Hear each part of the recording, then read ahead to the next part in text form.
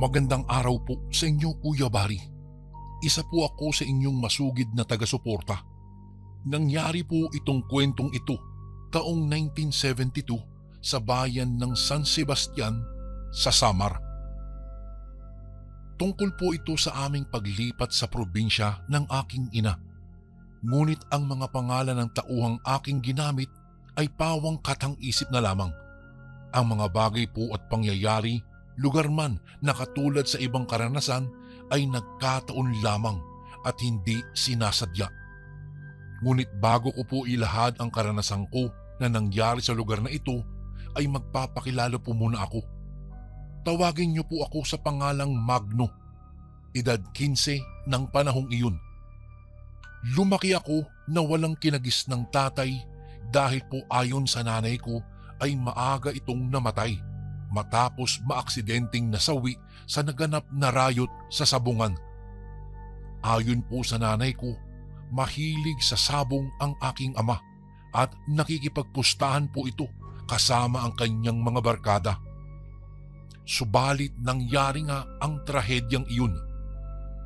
Nagsimula po ang rayot nang biglang may nag-akusa na nagkaroon ng dayaan sa loob ng sabungan. At isa nga si tatay sa mga hindi nakaligtas sa kaguluhang iyon. Dahil sa nangyari ay napilitan ang aking nanay na magtrabaho at buhayin akong mag-isa. Dating mananahi sa isang pabrika ng mga damit ang nanay ko. At ang kinikita niya ay siyang pinangtutustos niya sa lahat ng aming pangangailangan. Ito rin po ang pinanggagasos ko sa eskwelahan.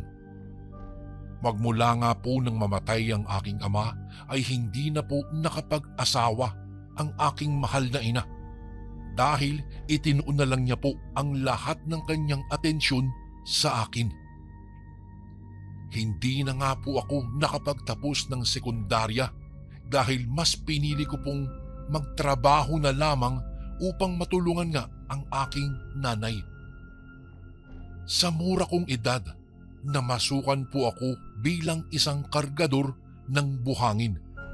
Habang ang mga buhanging aking nakukuha ay ibinebenta ko naman sa aking among si Kuya Poldo na noon ay may pagawaan ng hollow blocks.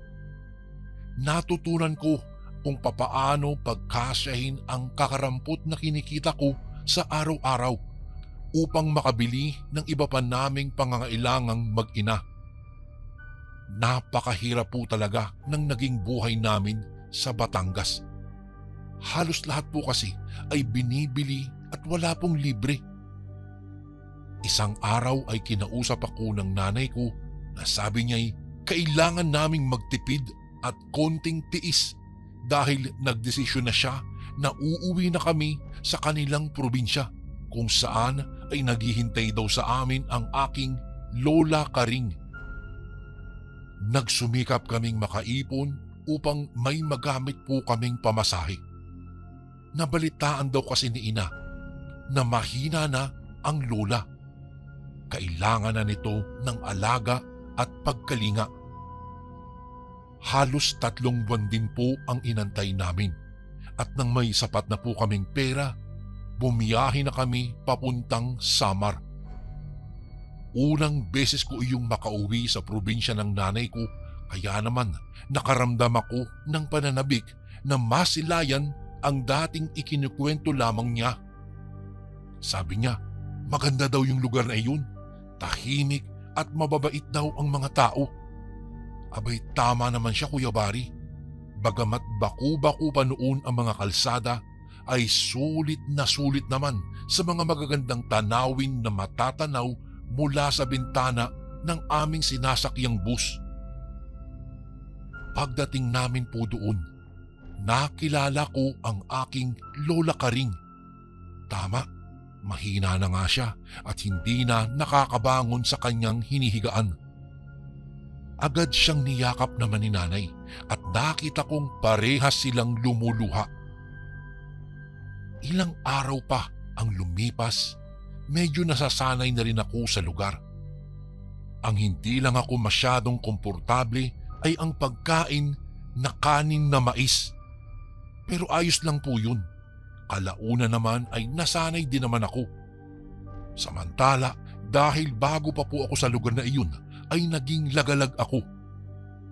Kung nakakalabas ako, ay kung saan-saan ako nakakarating at sumusuot. Nagkaroon din ako ng mga kaibigan at kasakasama sa pagbubulakbol. Hinahayaan na lamang ako ni nanay. Ayos daw iyon para mas madali sa aking makasanayan ang kanilang lugar. Isa sa ginagawa naming magkakabarkada ay ang pagtitirador ng mga ibon. Isang araw, magyayaya dapat ako, ngunit may ginagawa sila. Kaya mag-isa na lamang akong naglakad-lakad. Hanggang sa nagawi po ako sa bandang dulong bahagi ng baryong iyon. May nakita kong munting kubo at sa labas po noon ay nakaupo ang isang matandang lalaki na kalaunay nakilala kong si Ka Julio. Isang matandang albularyo na mayroong pambihirang mga anting-anting na panglaban sa mga kampon ng kadiliman. Mabait po sa akin si Ka Julio, Kuya Bari. Naaalala daw kasi nito ang anak na namatay dahil kung nabuhay ito ay kaedad ko daw ito. Naging magkaibigan kaming dalawa at madalas kapag katapos na ako sa mga gawain ko sa bahay ay pumupunta na po ako sa kanya upang makipagkwentuhan. Noon ko nalaman na namatay ang anak niya dahil pala biniktima ito ng isang aswang. Hindi talaga ako makapaniwala noon na totoo pala ang ganoong mga nilalang. Pero dahil sa mga malulungkot na kwento ng matanda, unti-unti akong naniwala. Ayon dito, ay dati daw siyang may asawa. Masayang-masaya daw ang kanilang pamilya at mas lalong naging buo iyon nang isilang ang anak nilang lalaki na pinangalanang nilang Manuel. Subalit nangyari nga ang trahedya. Wala siya ng gabing iyon nang biglang sumalakay daw ang aswang. Mayroon kasi siyang ginagamot na pasyente sa ibang lugar kaya siya ginabi ng pag-uwi. Pagdating niya sa kanilang bahay, naabutan na niyang naliligo sa sarili nitong dugo ang kanyang asawa at nasa kandungan nito ang dugo ang lampin ng kanilang anak. Magmula nang mangyari iyon, lumayo na ang loob ng albularyo sa mga tao. Bagamat kilala na ito bilang isang mahusay na antingero at albularyo, ay hindi na siya gumamot pa ng tao. Labis kasi nitong sinisisi ang sarili dahil pakiramdam niya ay mas inuna pa niya ang iba kaysa sa sarili niyang pamilya. Na nagliligtas siya ng iba, ngunit napabayaan naman niya ang sarili niyang pamilya. Dahil din doon, iniwasan siya ng mga tao sa takot na madamay sila sa galit ng matanda. Galit kasi ito sa mga aswang. Maraming taon na mag-isa lamang siya sa kanyang kubo.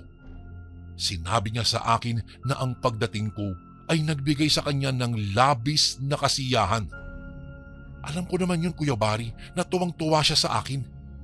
Madalas din kasi niya akong binibigyan ng mga tanim niyang prutas at mga gulay. At bilang kapalit ay tinutulungan ko naman siya sa paghahanap ng iba't ibang klase ng sanga at mga ugat ng mga punong kahoy na siyang pangunahing sangkap sa panggagamot na ginagawa niya. At isa na nga po rito ay ang pagkuha ng sanga at ugat ng balete. Inilalagay niya ang mga ito sa isang bote ng tanduay noon. Sabi niya, ang langis na may pinagbabaran po noon ay ginagamit bilang tagasuri. Hindi ko naman po maintindihan kung para saan iyon yung mga sinasabi niya. Sa sandaling kumulo daw ang langis na iyon, may isang aswang daw na umaaligid-aligid sa paligid. Sinubukan kong humingi, ngunit sabi niya'y hintayin ko raw ang kabilugan ng buwan bago ako makapag-uwi sa amin. Naikwento ko ito kay Lola Karing, ang tungkol sa pakikipagkaibigan ko kay Kahulyo. Ngunit nang malaman niya ito ay labis siyang nagalit. Ibinili niya sa aking layuan ko raw ang lalaking iyon dahil mapanganib daw na mapalapit sa matandang iyon dahil nasisiraan daw ito ng bait magmula nang mamatay ang sariling anak. Ngunit tutol ang kalooban ko sa mga sinasabing iyon ni Lola. Wala naman ako nakikitang kahina-hinala tsaka masaya akong nakakasama ang matanda. Sobra akong napapahanga sa mga anting-anting at herbal na ginagawa nito. Dahil nga sa pinagbawalan na ako ni nanay at lola ay inilihim ko sa kanila ang paminsan-minsan kong pagpunta sa bahay po ng albularyo. Isang araw nang muli akong magawi sa kanyang kubo, nakita kong nasa bakuran siya na nakatulala sa isang patay na baboy ramo. Nakalapag lang iyon sa lupa. May tama ng isang sibat ang liig ng baboy at may saksak naman ang kanyang tiyan. Maya-maya'y may dinukot ang matanda sa kanyang bulsa. Ito ay isang maliit na botelya na may lamang langis. Nagtago ako pa sumandali sa likod ng isang puno at malaya siyang tinanaw sa kanyang ginagawa. Nakita ko kulay itim ang langis at hindi ko alam kung anong sangkap ang inilagay niya doon. Nakita kong ibinuhos niya iyon sa katawan ng baboy. Nagulat ako dahil kitang-kita ko ang biglang pagbabagong anyo ng nilalang na iyon. Mula sa pagiging baboy ay naging tao ito na walang saplot. Isa pong lalaki na ang katawan ay nakabaluktot. Lumingon sa paligid ang matanda at pagkatapos nun hinila na ito sa likod ng kanyang bahay. Lumabas ako sa aking pinagkukublihan at marahan naman akong lumapit sa kanyang kubo. Kuya Bari, sinundan ko siya sa likod, ngunit naging maingat ako na hindi makagawa ng kahit anumang ingay. Noong sumilip ako ay doon nakita kong inihulog niya sa hukay yung bangkay. Pamaya-maya ay nilalagyan niya ito ng mga tuyong dahon at mga panggatong. Matapos yun, sinunog niya ito. Hindi ako makapaniwala sa aking nakita, Kuya Bari.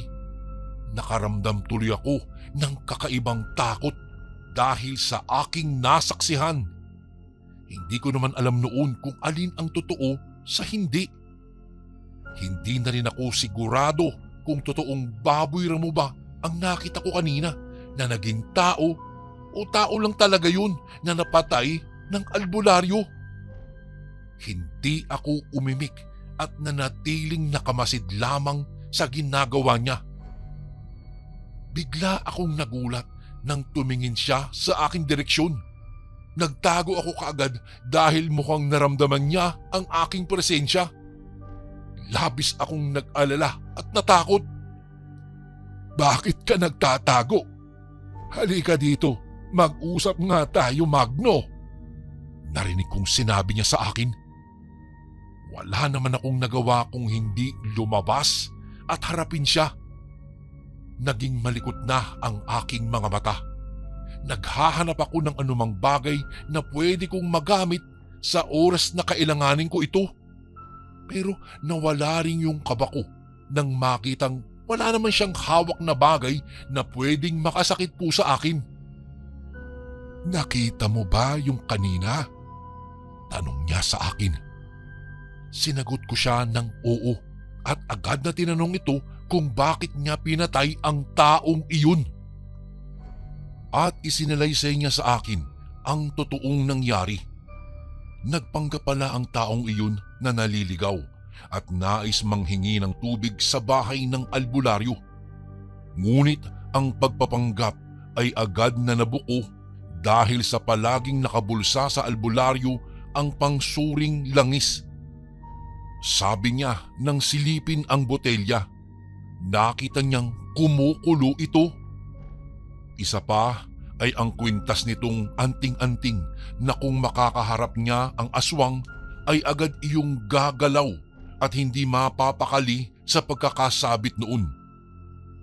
Sinubukan siyang hipnotismuhin ng aswang pero malas lang niya dahil may pananggalang ang matanda sa ganoong klase ng pag-atake. Napatay niya ang aswang.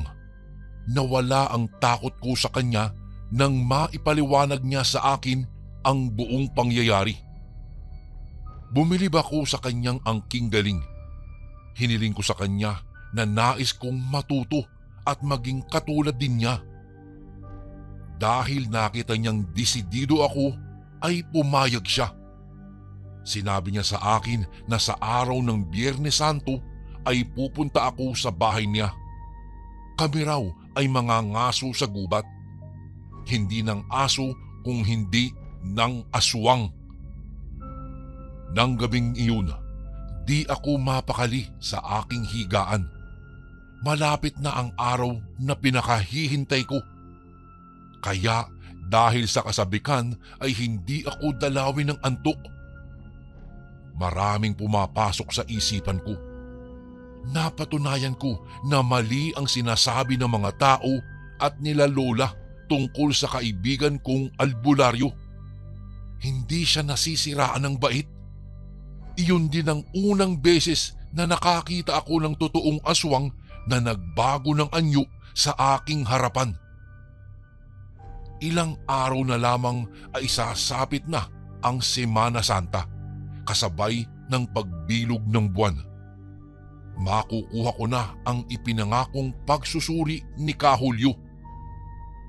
Ipinangako rin niya na bibigyan niya ako ng anting-anting. Samantala, habang papalapit na ang araw na iyon, ay nakita ko si nanay na gumagawa ng ritual o pagdarasal tuwing sumasapit ang hating gabi. Nakikita kong ginagawa niya ito noong nasa Batangas pa lang kami. Ayon sa kanya ay panata daw iyon. Ang akala ko nga noon ay relihiyosa ang aking nanay, pero nakapagtatakang wala man lang akong makita ni isang altar sa bahay ng aking lula. Sa halip ay nakikita ko lang na madalas niyang dasalan ay ang langis na kulay pula. Pagkatapos nun ay ipinapahid ito sa kanyang katawan at sa katawan ni Lola Karing. Martes Santo, hindi ko na malayan na inabot na ako ng gabi kina Kahulyo. Halos di ko na namalayan na dumilim na ang paligid dahil abalang-abala ako sa pakikinig ng kanyang mga turo tungkol sa paggamit ng agimat. Kakaiba ang katahimikan sa makipot na daanang nilalakaran ko. Malalakas ang huni ng kuliglig at mga kwago sa paligid. Malamig din ang simoy ng hangin na humahampas sa aking buhok. Laking pagsisisi ko na tinanggihan ko ang kanyang alok na ihatid ako. Kinain na ako ng matinding kaba at takot. Habang naglalakad ay may nakita akong babae na nakatayo sa tabi ng daanan. Nasa bandang unahan ko iyon. Nakasuot siya ng puting saya at blusa. Nakatalikod siya sa akin kaya napagmasdan ko siya habang ako ay papalapit. Mahaba ang kanyang buhok na halos sumayad na sa lupa. Payat siya at walang sapin sa paa. Saglit akong napatigil sa aking paghakbang. Pinakiramdaman ko ang bawat pagkilos nitong gagawin. Sinubukan kong pakalmahin ang aking sarili sa pagkuha ng atensyon nito. Ngunit hindi ito nagsasalita. Umaalog lamang ang dalawang balikat na tila umiiyak. Ale, meron po ba akong maitutulong sa inyo? Kahit kinakabahan, nagawa ko pa ring ipakita na matapang ako na hindi ako natatakot sa kanya. Subalit nabigla ako nang bumaliktad ito ng paharap sa akin. Nakakakilabot ang itsura nito habang ito'y nakangisi. Ang kanyang mga mata ay purong itim Ang mukha nito ay kahawig ng isang walang sungay na kambing na mayroong matatalas na ngipin. Mahirap ilarawan ang kanyang mukha. Basta nakakatakot po iyon, Kuya Bari. Para akong binabangungot ng mga sandaling iyon. Dahil sa labis na takot at pagkagulat, natuod na ako sa aking kinatatayuan. Hindi ko magawang kumilos. Parang biglang nawala lahat ng tapang ko sa aking sistema. Naumid na din ang aking dila na maski bumulong ay hindi ko na po magawa. Naglakad ito ng pabaliktad, papalapit sa akin. Umuusad itong pabaliktad na nakabaon ang ulo sa pagitan ng mga paa sa likuran nito. Akala ko ay magiging biktima na ako ng aswang na iyon. Mabuti na lamang at biglang dumating si Kahulyo. Nakita kong sinabuyan niya kaagad ng asin ang aswang na ito. Lumayo ng bahagya ang aswang sa akin. Mabilis naman ang naging pagkilos ng albularyo. Ginamit nito ang isang latigo na kalaunay na lamang kong gawa sa buntot pagi. Lumatay sa mukha ng babae ang latigong ito nang matamaan ito sa mukha. Sumingasing naman na parang ahas ang kanyang kalaban. Bigla itong tumakbo at tumakas sa kakahuyan. Hindi na siya hinabol pa ni Kahulyo.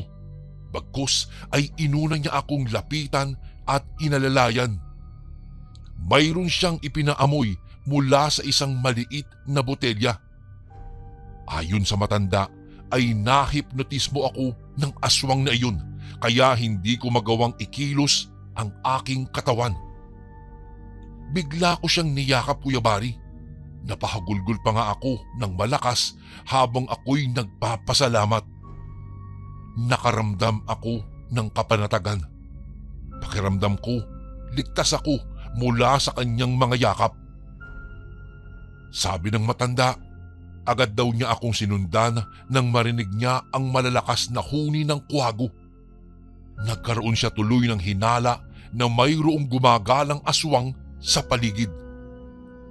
Siguro, dalangan mo na lamang ang pagbisita sa akin, ha? Ayokong gawin kang pangpain sa akin ng mga aswang na iyan. Baka gamitin ka nila. Ayoko namang mapahamak ka, iho. Ngunit umiling ako. Sinabi ko sa kanyang utang ko sa kanya ang aking buhay. Kaya naman mas lalo ko pang gugustuhin na siya ay matulungan sa pagpaslang ng mga alagad ng dilim. Mas ninanais kong maging katulad niya. Dinukot nito sa bulsa niya ang isang maliit na botelyang naglalaman ng langis na may sanga at ugat ng balete. Wala pang Biyernes Santo pero ibinigay na niya sa akin iyon. Dala ng labis na pag-aalala kung kaya ibinigay niya sa akin ang kaputol ng anting-anting niya. Maililigtas daw ako ng kwintas sa lahat ng klase ng mga patalim at matatalas na kuko o ngipin ng aswang. Dahil doon ay nagpasalamat ako at nagpaalam na ako kay Kahulyo. Damang-dama ko naman ang labis na pag-aalala para sa kaligtasan ko. Pagdating ko sa bahay ay dahan-dahan kong binuksan ang aming pintuan. Akala ko'y tulog na sila, subalit inaabangan pala ako ng aking ina. Saan ka ba galing, bata ka, ha? At gabi ka na kung umuwi. Hindi kaagad ako nakasagot. Patabog itong tumayo sa kinauupuang kahoy sa labas ng aming bahay. Sinabi niya sa akin na nagsumbong si Lola na nagpunta na naman daw ako kay Kahulyo. Galit na galit sa akin ang aking ina. Binalaan niya akong wag na wag nang babalik sa lugar na iyon dahil mapapahamak lamang ako sa baliw na matandang iyon. Nakita kong lumabas na rin si Lola sa kanyang kwarto. Katakatakang nakaya nitong bumangon na sa kanyang higaan at nakapaglakad palapit sa amin ni Nanay. Ngunit habang ginagawa niya iyon ay naramdaman kong umiinit ang botelya na nasa loob ng aking bulsa. Kinabahan akong tumingin kay Lola pero hindi ako nagpahalata. Nanatili akong kaswal sa aking pakikipag-usap at humingi na lamang ng tawad sa aking nagawa. Kinabukasan, habang namamasyal ako ay nadaanan ko ang ilang nagkukumpulang tao sa tabi ng daan. May nakita akong nakahandusay na katawan ng isang batang babae. Iyon ay ang batang napaulat na matagal nang nawawala at hinahanap ng kanyang mga magulang. Maitim na ang mukha nito, senyalis na ilang oras o araw na buhat nang namatay ang bata. May nakitang mga kalmot sa katawan nito at kagat na bumaon sa murang katawan ng kaawa-awang bata. Narinig kong aswang daw umano ang may kagagawan doon sa bata. Dahil doon ay mas naging porsigido ako na matuto kay Kahulyo. Tutulungan ko siyang puksain ang mga hayop na aswang upang hindi na makapambiktima pa ng mga inosenteng tao, lalong-lalo na ang mga bata.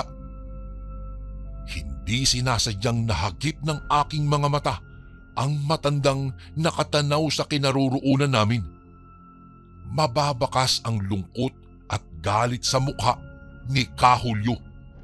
Alam kong naaalala lang nito ang mapait na sinapit ng kanyang mag-ina sa kamay din ng aswang. Napasugod na rin ang aking ina at nakiusyoso sa mga nagkakagulong mga tao. Awang-awa ito habang nakamasid sa batang biktima.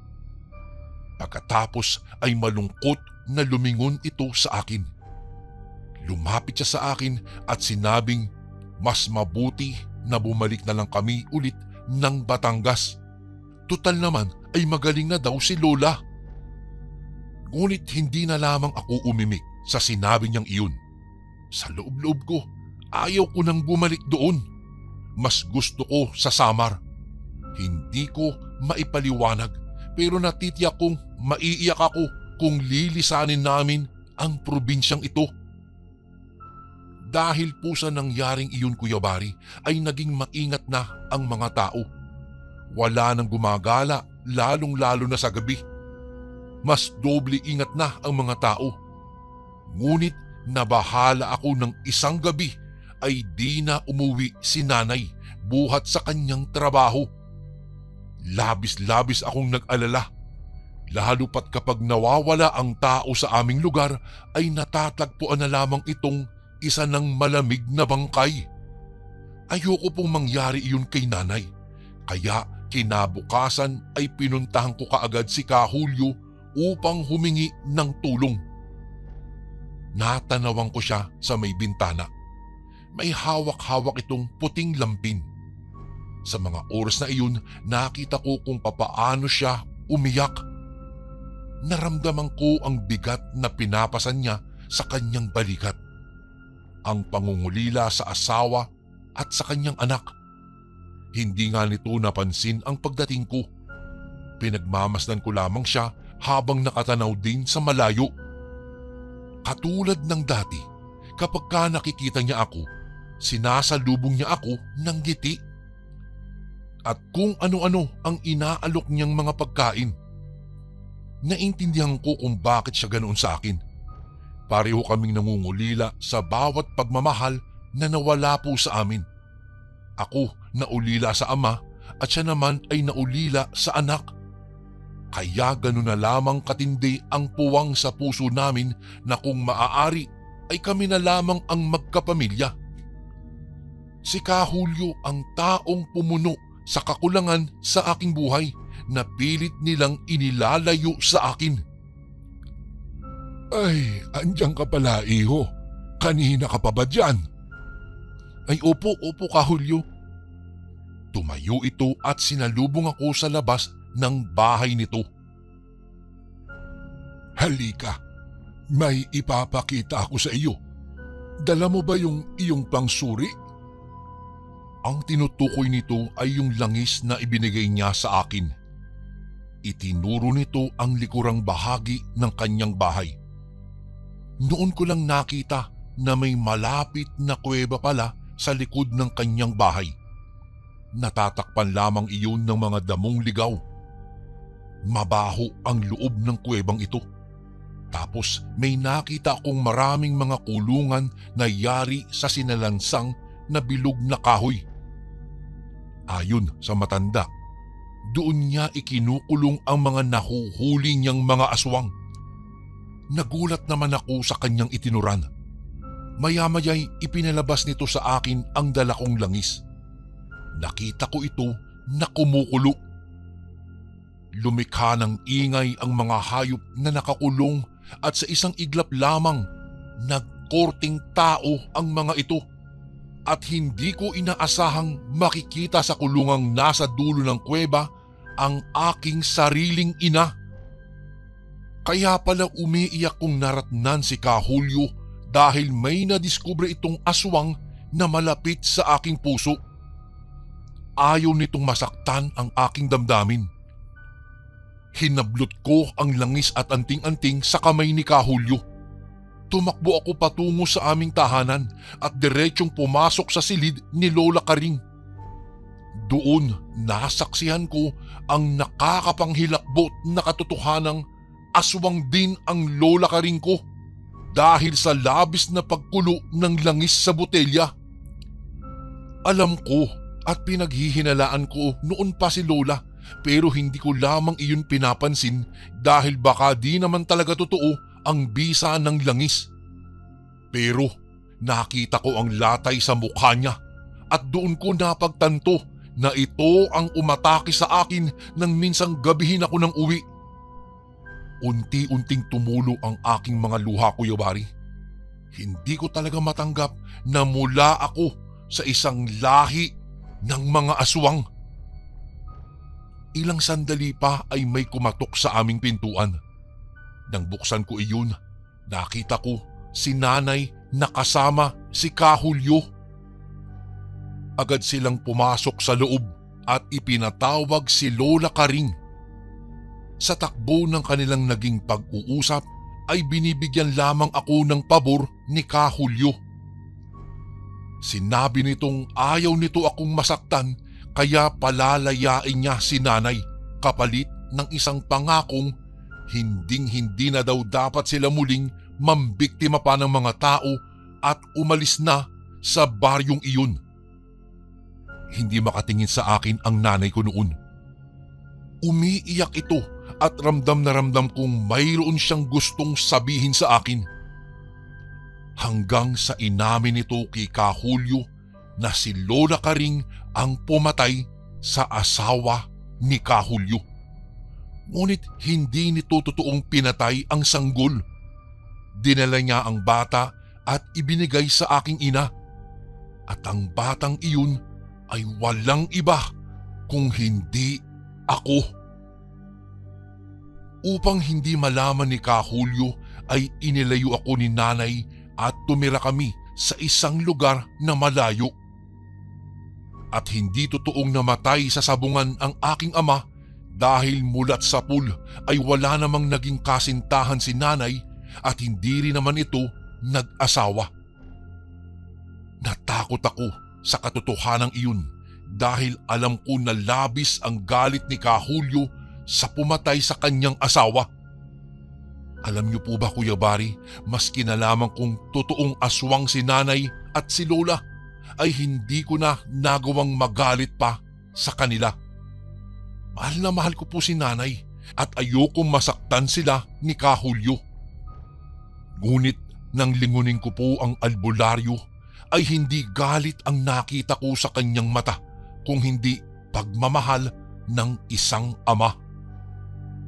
Sinabi nitong labis siyang nangulila sa akin at masayang masaya siyang malaman na ako ang kanyang tunay na anak. Kaya pala ang gaan-gaan ng loob ko sa iyo. Ikaw pala ang aking anak. Pinatawad ni Tatay Julio ang mga aswang na nagpalaki sa akin. Ngunit kapalit nun ay pinalayas niya sa aming baryo ang kinilala kong kapamilya. Masakit sa akin iyon pero tinanggap ko dahil pinili ko si tatay na siyang tunay kong kapamilya. Sa ngayon po ay naririto pa rin ako sa San Sebastian. Matagal na pong pumanaw ang aking amang si Kahulyo. Ganon din po ang aking ina, maging si Lola Karing. Ang huli ko pong balita sa kanila, namatay po sila sa isang malubhang karamdaman. Samantalang ang aking ama naman ay sa labis na katandaan. Maraming itinuro ang aking ama ukol sa panggagamot at iba't ibang klase ng orasyon. Itinuro niya po sa akin ang lahat-lahat ng kanyang nalalaman, kaya naman ako ang nagmana ng kanyang kakayahan hindi lamang sa pagbuksa ng mga halimaw, kung hindi sa pagkakawang gawa sa mga nagkakasakit na kababayan. Ipinagpatuloy ko po ang pagiging isang albularyo at paggamot sa mga taong may sakit hanggang sa kasalukuyan. Kuya Bari, hanggang dito na lang po ang aking sulat. Salamat po sa pagpapaunlak nyo na mapabilang ito sa mga binasa niyong kwento sa inyong YouTube channel. At mabuhay po kayo, Kuya Bari. Lubos na gumagalang, Magno. Ito naman po ang ating pangalawang kwento. Taong 1978 ang kwentong aking ibabahagi. Kuya Bari, ako si Mina. At ang aking ikukwento ay naganap sa aming probinsya na di ko na lang papangalanan. Bali kwento po ito ng aking pinsan. Pangangalanan ko siyang Nenet at ang kanyang kapatid na si Dodoy. At sa kwentong ito, isa ako sa mga saksing buhay na magpapatunay na totoo ang aswang. Sa makabagong panahon, ang aswang ay hindi psychological na karamdaman dahil umano makapangyarihan ang utak. Kapag nawala ang isang tao sa kanyang tamang kaisipan, ay nagagawa nito ang mga bagay na hindi nila ginugusto. At akala nila ay naging halimaw na sila. Ngunit para sa ating mga nabuhay sa mga makalumang panahon at dekada, isa tayo sa mga nakakasaksi na sila ay totoo. At iyon ang ibabahagi ko po. Kadiliman noon ng gabi nang pauwi ang aking mga pinsan. Ito ay ayon sa kanyang kwento sa akin. Mula sa baryo, madadaanan mo ang isang punong balite na may nakatayong bahay. Madalas katakutan ang lugar na ito. Bukod sa kilalang tirahan ng mga iba't ibang elemento ang balite, ay pinaniniwalaan ding aswang ang nagmamay-ari sa tahanang nakatirik dito. Bitbit ang sulu o gasera ay binaybay ni Nenet at ni Dodoy ang pilapil pauwi sa kanila. Nang papalapit na umano sila sa balite na pinaniwalaang kinatitirikan ng bahay ng aswang, ay nagmamadali na sila nang lumabas ang matandang kilala sa pangalang Eloy. Kulubot na ang balat nito gawa ng katandaan. Makikita mo ang larawan ng isang matandang nag-iisa lang sa buhay. Wala kasi silang nababalita ang may pamilya daw ang matandang ito. Matalim ang titig niya sa mga pinsan ko, habang ang dalawa ay kulang na lamang liparin nila pauwi dahil sa takot. Umihip ang malamig na simoy ng hangin. Makikita mo rin ang pagsayaw ng mga puno at damo. Tila na may bay umano sa kanilang mga katawan ang kilabot na nararamdaman. Habang papalapit sila, patalim naman ang patalim ang mga tingin ni Eloy. Hindi lamang nila ito pinansin at nagpatuloy sila sa kanilang paglalakad. Naging kaugalian na sa aming probinsya ang bumati sa mga taong aming makakasalubong, mapagabi man o araw. magmamano sa matatanda, kakilala mo man o hindi. Ngunit sa lahat ng matanda, Kimang Eloy mo lang talaga hindi magagawa ang bagay na iyon. Dahil sobra talaga nakakatakot ang kanyang aura. Noong medyo malayo na sila, ay parang tumunog na parang kwago itong si Eloy. Saka nagpapalakpak ng mabagal na halos 10 segundo ang pagitan kada palakpak. Napalingon umano sila at nanakbo nang makitang nakangisi ang matanda ng nakakakilabot. Habang parang letrang V ang hugis ng kanyang ngiti at ang kanyang mga matay nanlilisik. Walang dalawang sabing nanakbo ang mga pinsan ko. Halos hindi na lumapat sa lupa ang mga paa nila at mas lalong tumindi ang kanilang takot nang tila ba lumakas ang pagpagaspas ng hangin. Na akala mo'y may malaking ibon sa himpapawid. Pikit matang tinakbo ng magkapatid ang pilapil, habang si Nenet ay pakiramdam niya'y nasa gilid niya lang ito ang sinumang nagmamay-ari ng mga pakpak na iyon. Walang tigil ang kanilang sigaw, lalo na nang marinig nila ang huni ng isang tiktik. Alam nilang malapit lang ito, gawa ng malayo ang kanyang mga tunog. Walang tigil silang humahango sa pagtakbo. Wala na silang pakialam sa kanilang madadaanan. Takbo lang umano at sigaw ng malakas ang tanging magagawa nila noon. Noong makita ng magkapatid ang mga gasera, ay mas nilalakasan pa nila ang kanilang sigaw. Hanggang sa mapagtanto nila na ito'y aking mga magulang na mula noon sa lasang o gubat dahil kakauwi lang galing sa aming sakahan. Nang makalapit sila ay nawalan ng malay si Nenet, dala ng kanyang takot. Isang araw, matapos ang katakot-takot na karanasan ni Nenet at ng kapatid na si Dodoy, ay di na muna sila naglalabas. At habang nasa kanilang bakuran sila, abala si Nenet sa pagsisiga noon sa kanilang bakuran habang si Dodoy ay nakaupo sa papag ng kanilang hagdan. Nakita nilang dumaan si Mang Eloy. Maaraw pa ng mga oras na iyon, habang ang mga puno ay tila sinasayaw ng hangin. Napaatras bahagya si Nenet dahil sa takot. Wala pa naman ang kanilang mga magulang. Nasa gubat ito kasama ng aking magulang para ayusin ang mga pilapil. Ngunit mabuti na lamang at umalis din si Mang Eloy, bagay na ikinahinga ng maluwag ng magkapatid. Niyakap niya si Dodoy dahil ramdam niya ang takot ng kapatid. Kinagabihan, ito na ang istoryang ako din mismo at ang mga kapatid ko ang nakaranas na sina Hilda, LV, Nene at ang 3 taong gulang naming kapatid na si Dayday. Bago kasi umalis ang aming mga magulang, ibinili nilang dito na lang sa bahay nila Nenet matulog upang may makasama rin sila. May mga kapatid naman sila Nenet, ngunit nasa malayong lugar. Kapag malapit na kasi ang tag-ani sa ibang lugar, ay dumadayo ang mga kapatid niya para mag-ani at magkapera. Mahirap kasi talaga ang buhay noon. Mahirap kumita ng pera, Kuya Bari. Naabutan naming naghahanda ng hapunan nila si Nenet at nang malaman nilang dito kami matutulog ay labis ang kanyang tuwa. Bago ko po ipagpatuloy ang kwentong ito ay may request sana ako sa iyo kasundo. Isang pindot lang ito kasundo sa subscribe button namin. Malaking tulong po ito sa amin kasundo upang mapagpatuloy pa namin ang mas marami pang magagandang kwento.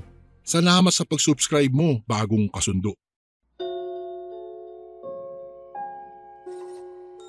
Matapos ang masarap na hapunan ay tinulungan kong maghugas ng pinagkainan namin si Nenet. Mas bata si Nenet sa akin, kaya naman ako ang nagsisilbing gabay nila ngayong gabi. Habang abala kami sa paghuhugas ay may narinig kaming tunog ng baboy. Nagkatinginan kami ni Nenet. Malayo kasi ang mga kabahayan sa aming baryo. At sa purok namin, wala kaming nakikitang may nag-aalagang baboy. Malapit lang ang tunog ng baboy na tila ba nasa paligid lang ito. Nagmamadali kami maghugas ni Nenet dahil tila may kakaiba sa baboy na iyon. Noong matapos kaming maghugas ay dali-dali kaming pumasok. Kinandado namin ang kanilang kubo. Sa panahon noon, gawa lamang sa kawayan ang mga kabahayan dito sa aming nayon. Kapag ang bahay mo ay gawa sa kahoy, mayaman ka na. Inutusan ko si Nenet na itusok sa papag nilang kawayan ang mga binangon o itak, mga garab na pangtaba sa palay at ginunting na daladala ko. Ang ginunting kuyabari ay isang uri ng itak na may kawangi sa samurai ang haba at itsura.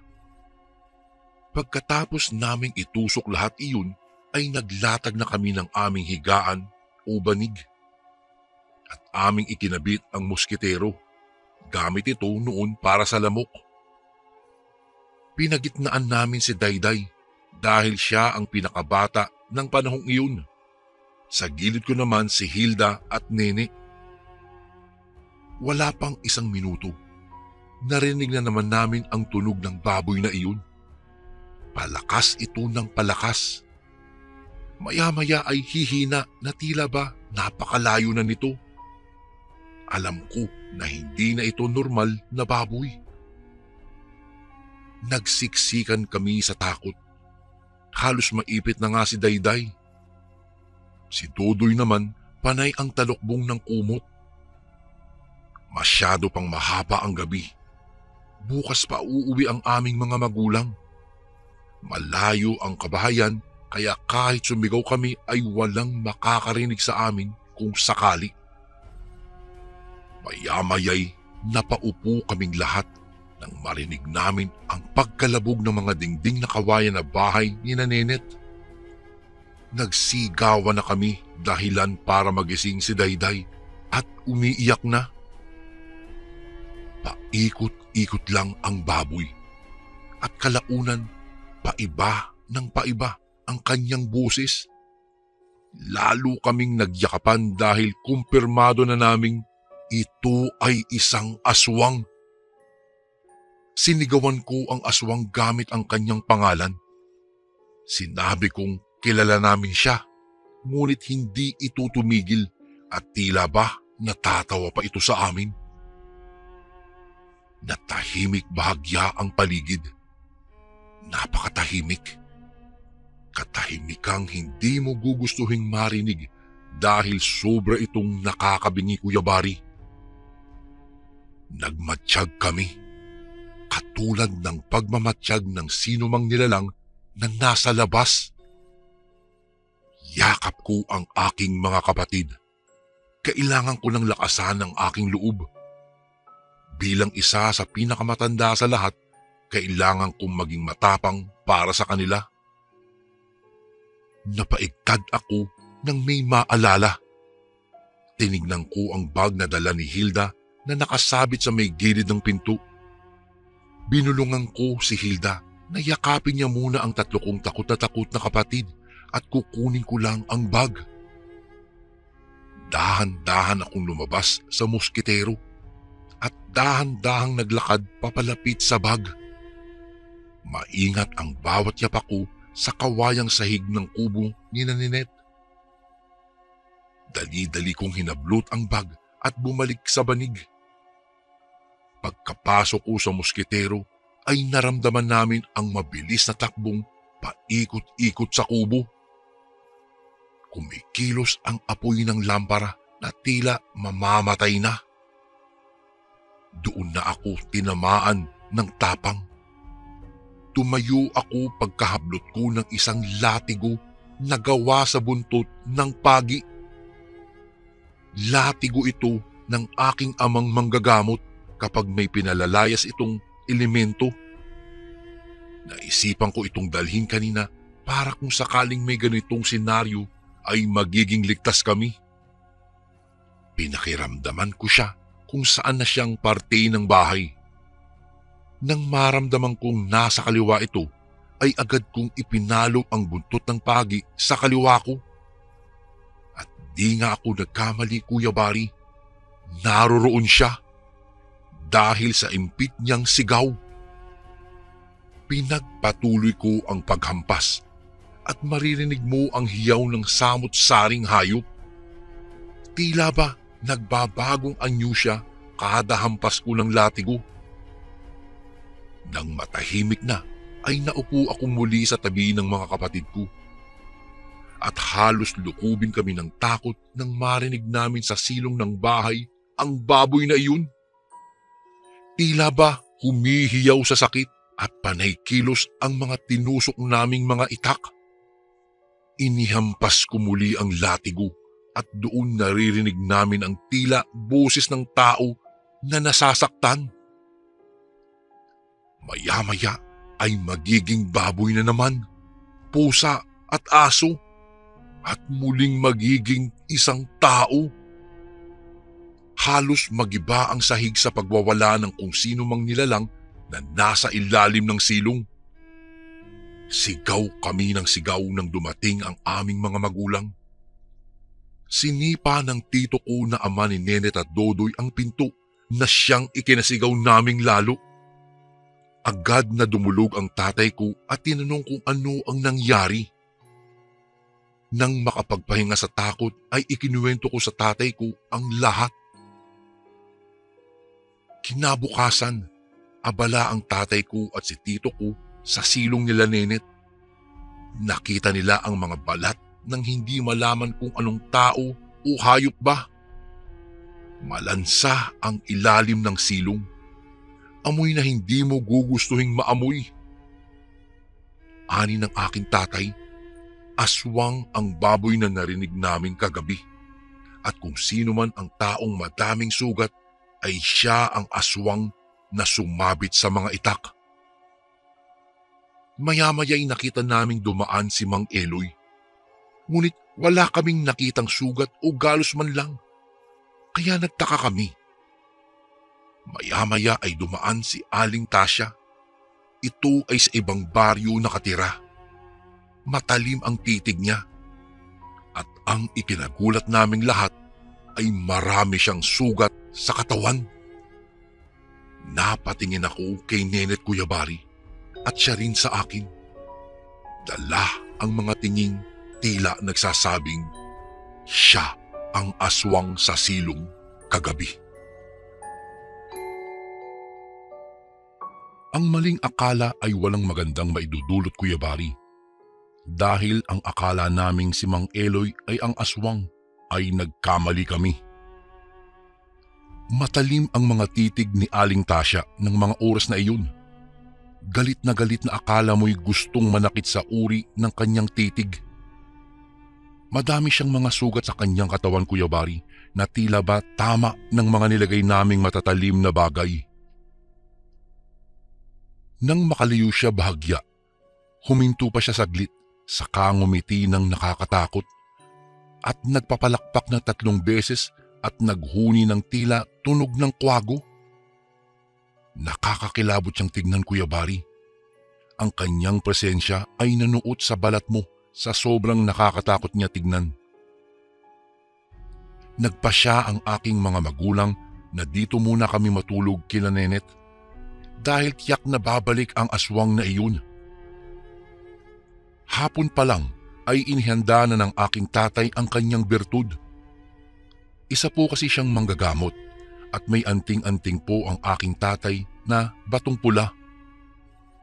Kasing liit po ito ng itlog ng pugo.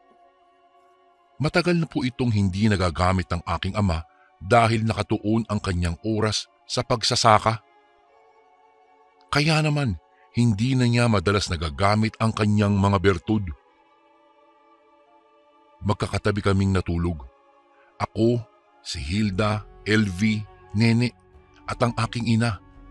Sa kaliwa ko naman ay si Nenet at si Dodoy at ang kanilang ina na si Tita Emma.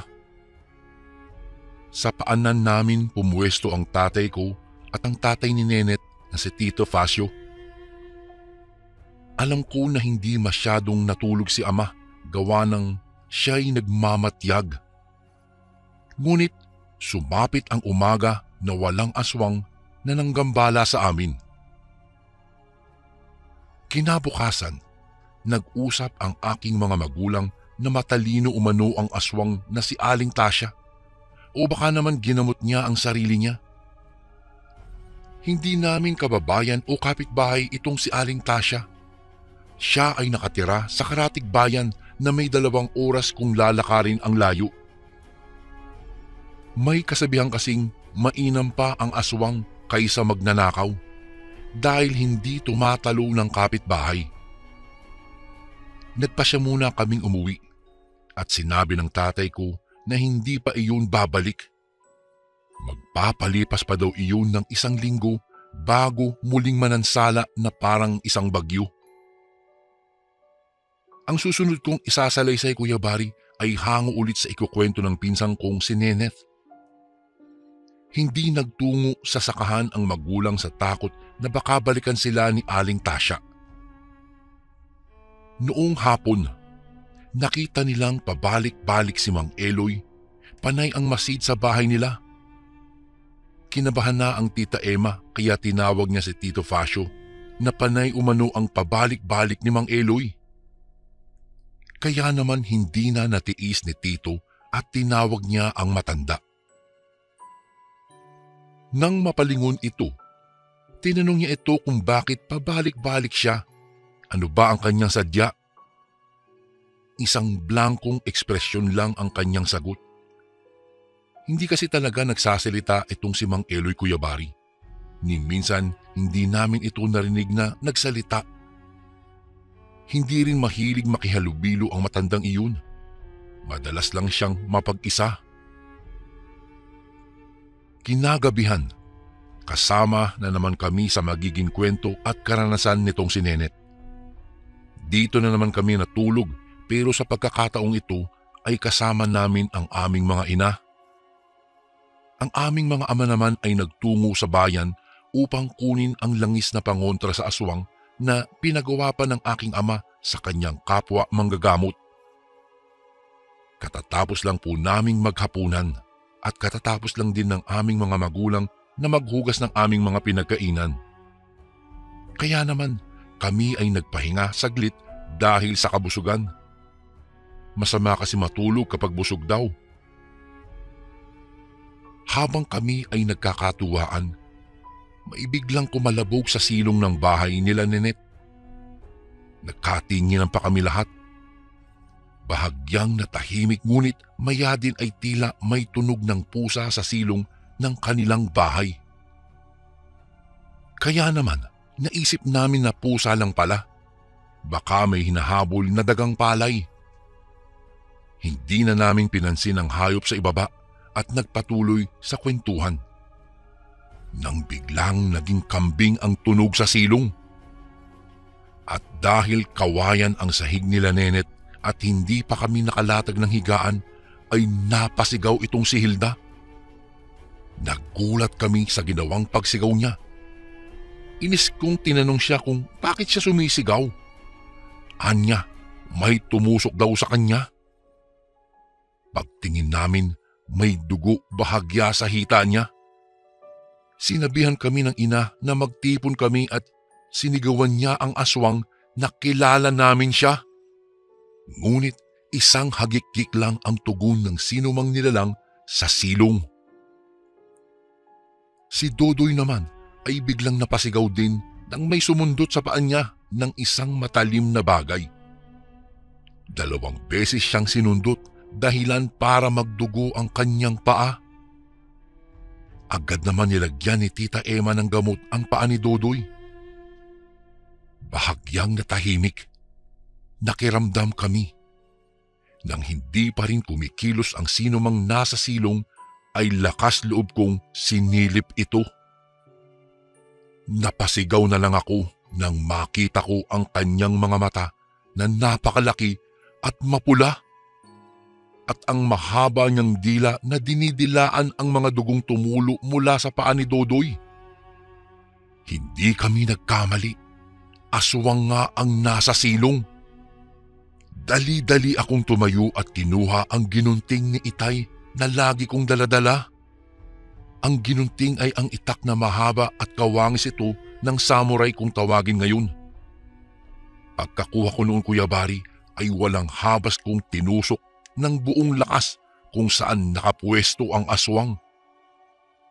Napahiyaw siya na animoy 2 pusa na nag-aaway sa silong nila Nenet. Bago ko po ipagpatuloy ang kwentong ito ay may request sana ako sa iyo kasundo. Isang pindot lang ito kasundo sa subscribe button namin.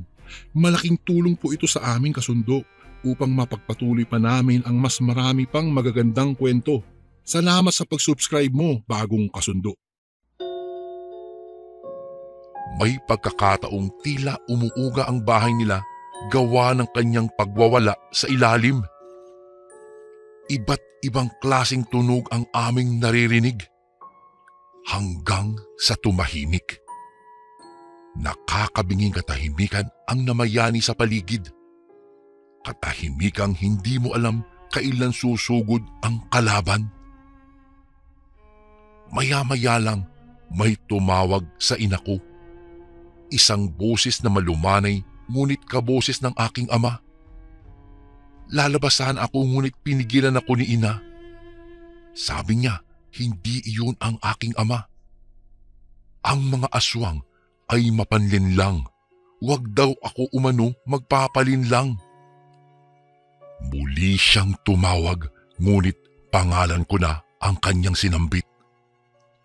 Napayakap ako sa aking ina sa kilabot na nararamdaman ko. At mas lalo pa akong natakot nang sabihin niyang, "Mina, halika anak, pagbayaran mo ang ginawa mo dahil ikaw ang una kong kakainin." Gamit ang kanyang nakakatakot na boses. Sumigaw ang nilalang habang tinatawag ang pangalan ko. Palakas ng palakas. Pabilis ng pabilis. Kasunod noon ay ang pag-uga niya sa bahay ni Nenet. Natumba kami sa lakas ng pag-alog niya sa bahay. Nag-iiyakan na ang mga kapatid ko. Sumigaw ng saklolo ang aming mga ina. Ngunit dahil malalayo ang mga bahay, wala ni isa ang nakarinig. Dahil tulog na rin ang mga kapitbahay namin. Halos banggitin na ni ina ang lahat ng santo sa langit dahil sa takot para sa aming buhay.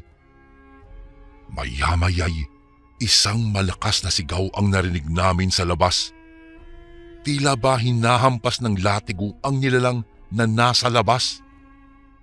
Base na rin sa tunog ng isang bagay habang hinahampas sa hangin. Dali-dali kaming sumilip sa siwang nagawa sa amakang dingding. Nakita namin si Mang Eloy na buong tapang na nakikipagbuno sa aswang. Gamit niya ang napakahabang latigo ay nilalatigo niya ang aswang at ang aswang na iyon ay hindi nag-iisa. 2 palang aswang ang nasa bahay nila Nenet. Hindi sila makalapit kay Mang Eloy dahil bawat hampas ng latigo ay sugat sa katawan ng aswang ang kapalit. Umalulong ang aswang saka inilabas niya ang mahaba at malapad niyang pakpak. Saka walang habas na ipinagaspas sa hangin ito. Lumikha ito ng napakalakas na hangin dahilan para matumba si Mang Eloy. Nahihirapan man ay pinilit ni Mang Eloy na tumayo. Ngunit di pa man siya nakabuelo ay sumugod na ang isa pang aswang. Pigil hininga kaming nakamasid at halos lumundag ang aming mga puso habang sinisigaw ang pangalan ni Mang Eloy. Noong aktong itatarak na ng aswang ang kanyang kuko sa dibdib ni Mang Eloy, biglang naputol ang kamay ng aswang. Kasabay ng sigaw ng aswang ay napasigaw din kami dahil akala namin kamay iyon ni Mang Eloy. Sinangga pala ng aking ama ng itak niya ang pag-atake ng aswang. Saka umikot siya at walang habas na tinaga at pinutol ang kamay ng aswang. Ang aswang naman ay pumagaspas ang pakpak sa hangin at pansamantalang natigilan at nakatingin sa kamay niyang humihiyaw dahil sa kamay na naputol. Humiyaw din ang aswang na may pakpak at aktong muling ipapagaspas ang kanyang pakpak nang biglang tinaga ito ni ama. Napasigaw ang aswang sa sakit ng pagkakahiwa ni ama sa kanyang pakpak. Napaluhod ang aswang habang hawak niya ang braso kung saan banda ang putol na pakpak. Tumayo ang aswang na putol ang kamay, saka sumigaw at pinahaba ang dila upang atakihin sana si ama. Ngunit mabilis pa sa 4:00 naputol niya ito. Sumigaw ng malakas ang aswang at ang aswang naman na naputol ang pakpak ay umalulong saka patakbong lumapit sa aking ama. Nakaiwas naman si ama at pinutol niya ang isang pakpak dahilan para mapaluhod na ito dahil sa kanyang panghihina. Itinayo ni ama si Mang Eloy at nag-usap sila. Saka patakbong umakyat sila dito sa itaas ng bahay. Nakita kong hila-hila ng isang aswang ang isa pa. Kaya sinabi ko sa aking ama na kung bakit hindi pa nila ito pinatay. Ayon naman sa aking ama, maglalaho din sila pag sumikat ang araw. Tila naguluhan kami kaya ipinaliwanag ng ama ko ang lahat. Kuya Bari, ang aswang pala na madalas manalasa ay si Aling Tasya at ang kanyang asawa. Si Mang Eloy pala ay isang albularyo at taga-usig ng mga aswang. Noong gabing nakipagbuno sila sa aswang ay nagtungo ang aking ama at si Tito sa bahay ng aswang. Nagtanim sila bawat sulok at sa harap mismo ng pinto ng isang kuhol o suso na mayroong asin.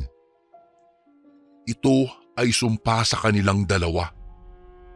Ang aswang na sugatan ay uuwian sa bahay nila para gamutin ang kanilang sarili. Ngunit dahil sa kuhol pala ay hindi sila makakapasok sa kanilang bahay.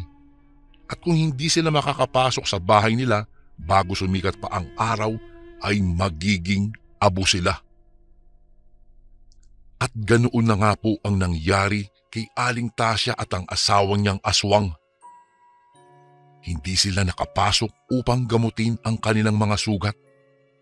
Dahil kung sila ang aswang sa silong nila Nenet, ay ang suso o kuhol na nasa kanilang silong naman ang dahilan bakit sila naging abo. Si Mang Eloy naman ay ganoon pa rin. Walang pagbabago. Nanatili siyang kinatatakutan ng lahat dahil sa kanyang pagiging tahimik. Totoo nga Kuya Bari na hindi lahat ng nakakatakot ang mukha ay masama at yun si Mang Eloy. Hindi rin lahat ng mukhang mabait ay mabait at iyon ay si Aling Tasya, ang aswang sa silong. Hanggang dito na lang po ang aking kwento Kuya Bari. Sana po ay nagustuhan nyo at sana po ay mapiling nyo ring basahin ito sa inyong channel. Advance Merry Christmas po sa lahat ng ating kasundo at sa lahat ng mga OFW na nagtatrabaho sa ibang bansa. Lubos na gumagalang, Mina. And again, maraming salamat po mga kasundo. Don't forget to subscribe and i-click nyo lang po yung bell na button para updated po kayo sa mga upcoming videos namin na paparating. Maraming salamat po ulit. God bless and ingat po lagi dyan. Ito po si Kuya Bari at ako ang Sundo.